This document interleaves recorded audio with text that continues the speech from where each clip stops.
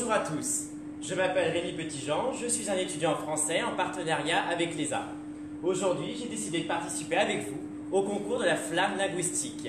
À la vue du sujet, qui est l'importance de la langue dans la formation et l'insertion socio-professionnelle de la jeunesse, j'ai décidé d'apporter avec moi un vieil ami. Un ami que vous connaissez certainement. Tantôt vous l'avez haï, tantôt il vous a sauvé la vie. Bien évidemment, je parle du dictionnaire. Celui-ci nous vient tout droit de la bibliothèque. Regardez, ces pages jaunies, cette odeur de sueur. Ah, tant d'élèves ont passé des nuits blanches à ses côtés les veilles d'examen.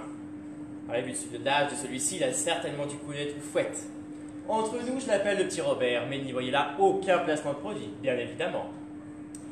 Et c'est donc avec une certaine prétention que je vais essayer de défendre sa cause aujourd'hui. Plaidoyer, qu'est-ce que c'est? C'est convaincre, c'est monter un argumentaire avec un objectif de changement derrière.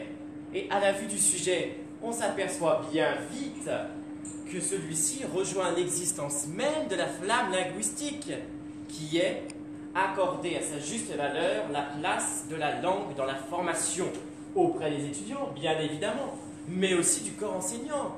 Et comme malheureusement on voit le taux d'absentéisme de nos professeurs aujourd'hui même, on peut se demander quant à l'importance qu'elle a dans notre formation.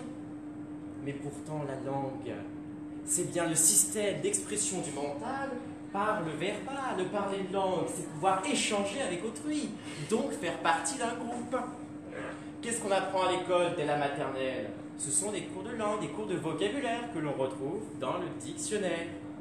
Quand on est dans un processus d'acculturation, on va intégrer une nouvelle société, on a beaucoup de codes à apprendre. Mais un des facteurs clés, c'est la langue. Croyez-moi, c'est ce que j'essaie de vivre modestement actuellement, avec des nouvelles consonnes, des LB, des GB, bon, impossible pour moi à prononcer. Eldama, Volpokpa, vous voyez, je n'y arrive pas. Mais une fois que j'y arriverai, c'est que je pourrai intégrer plus facilement la société, en faire partie. Mais finalement, être intégré, qu'est-ce que c'est? Selon le sociologue Romainville, être intégré, c'est participer à une équivalence avec tous les autres membres de la société, à la vie sociale, culturelle, citoyenne et économique d'un pays. Or, on lit trop souvent intégration professionnelle et compétences linguistiques.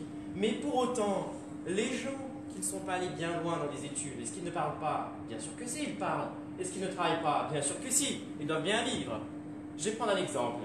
Le quartier d'Adjamé, à Abidjan, commerçants et chauffeurs ont créé une nouvelle langue avec de nouveaux codes qui leur sont propres. Celle-ci est le Noussi. Et si l'on ne parle pas ou ne pratique pas ces codes, on peut être discriminé. Croyez-moi, avec mon franc-parler lyonnais, le dictionnaire ne m'a été d'aucune utilité à jamais. Je peux vous le dire. 3 fois le prix du taxi, merci bien. Mais pour autant, quand on maîtrise cette langue, on peut être largement intégré. Mais laissons à jamais et intéressons-nous à vous, étudiants. Vous êtes partis de l'INP, vous êtes de futurs ingénieurs ou techniciens du plus grand institut reconnu de la nation. Donc ça veut dire que vous êtes considérés comme l'élite de la société. Une élite qui bientôt va côtoyer les autres sphères de la société. Pour faire partie de celle-ci et être pris avec sérieux, pouvoir discuter, échanger, il faut parler une langue. Et celle-ci, on le sait bien, est le français. D'où l'importance de bien la maîtriser. Bien la maîtriser, c'est pouvoir négocier, échanger et être embauché. Aujourd'hui, un employeur ne regarde plus que le diplôme, il faut voir au-delà, est-ce que vous avez d'autres compétences? Et la langue est, bien évidemment, un critère de sélection. Je vais vous prendre un exemple qui vient de chez moi. Bon, n'y voyez là aucun chauvinisme, quoique. Mais quand on passe un entretien d'embauche, on peut être soumis à des dictées, des présentations orales, des exercices de maternelle finalement, mais pourtant qui vont pouvoir permettre d'évaluer notre maîtrise de la langue et donc notre capacité à échanger avec autrui et être pris avec sérieux. Voilà pourquoi la langue et surtout sa maîtrise est très importante pour notre intégration socio-professionnelle et qu'elle se maîtrise par son acquisition lors de notre formation. Je terminerai cette courte présentation par une citation de mon vieil ami, page 972, la 7e définition.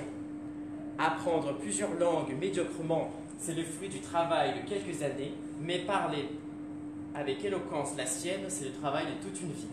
Voltaire, 1751. Merci.